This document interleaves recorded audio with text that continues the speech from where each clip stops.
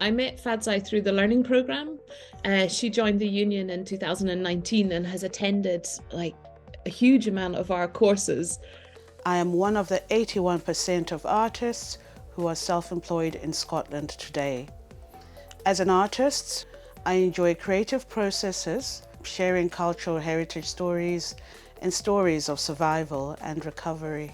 We were actually in a learning program session together at our AGM, and she was incredibly enthusiastic about taking part in our union, learning more about our union and also the STUC. She co-founded our intersectional subgroup for the union. She's represented us at the Black Workers Conference and also the Women's Weekend School. And I have begun hosting my own events. For example, I did the Ubuntu Humanity Manifesto and recently the Black History Month event. She can bring trade union activism into her art practice.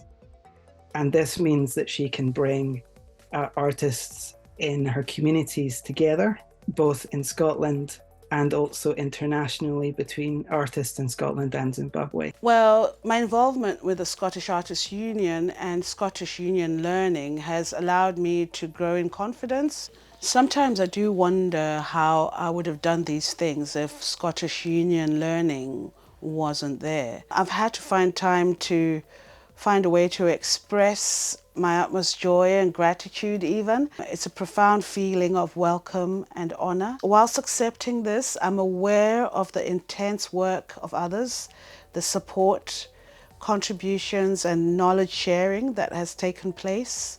I would like to thank and accept this award on behalf of everyone that have welcomed me into their spaces across the sector. Congratulations to Fadzai. She's been so much fun to work with over the years, and I really value her friendship and generosity and all the contributions she's made to our union.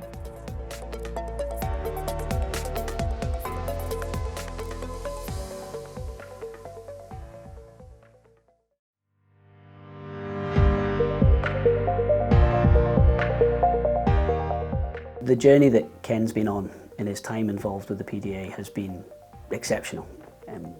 When we first met Ken, he was a shy, nervous pharmacy student in his first year. He'd just moved over from Malaysia, and through his time with the PDA, he's really found his voice. He's also not just part of the LGBT network, he's part of the BAME network as well, and he campaigns on the rights for ethnic minorities as well. Being part of like the equality networks, that was quite a new thing, and that just started during my third year of uni. And I was quite interested in equality work already.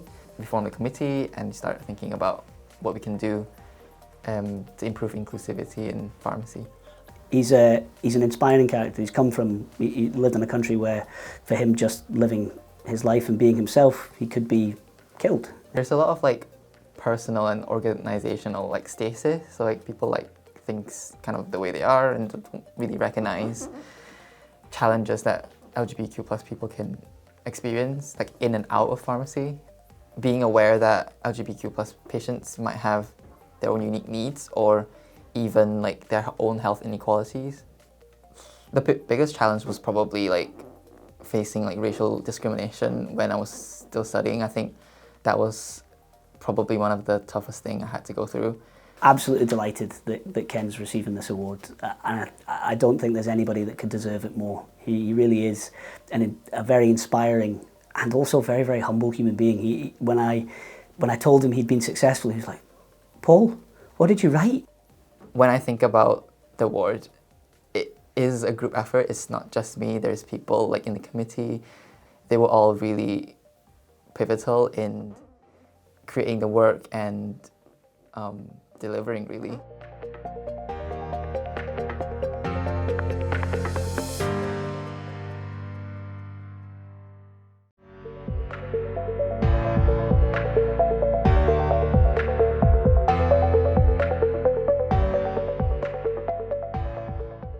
Sue chairs the organising committee.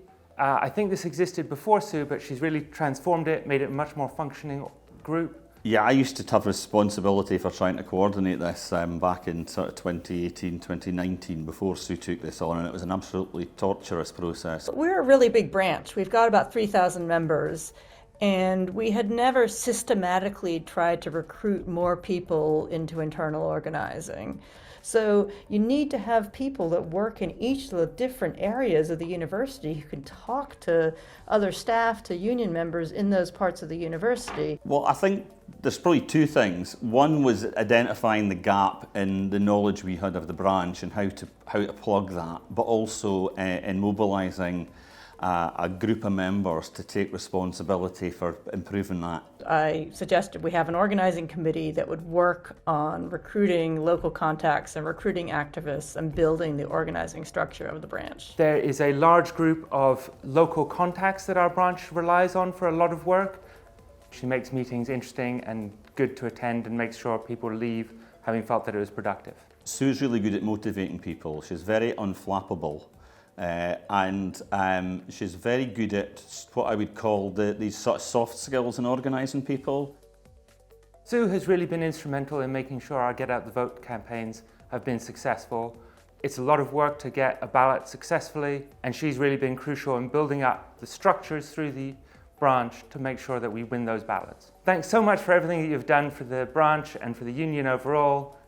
Congratulations on receiving this award. Congratulations, Sue. You're an absolute inspiration and a credit to the branch. Well done.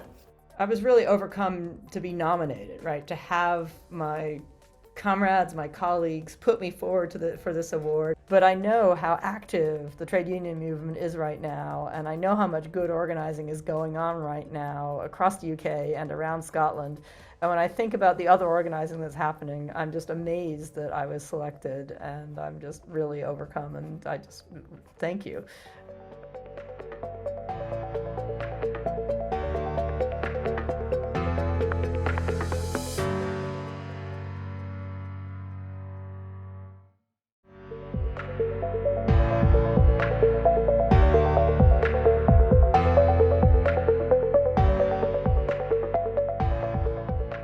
It started about 4 or 5 years ago when numerous members of the NSUWT were approaching me about individual incidents regarding unacceptable behaviour from young people. Even pre-COVID, they had some behaviour problems in the school, taking metal bars and smashing them against walls and throwing 6-foot lockers downstairs and threatening other kids and threatening teachers.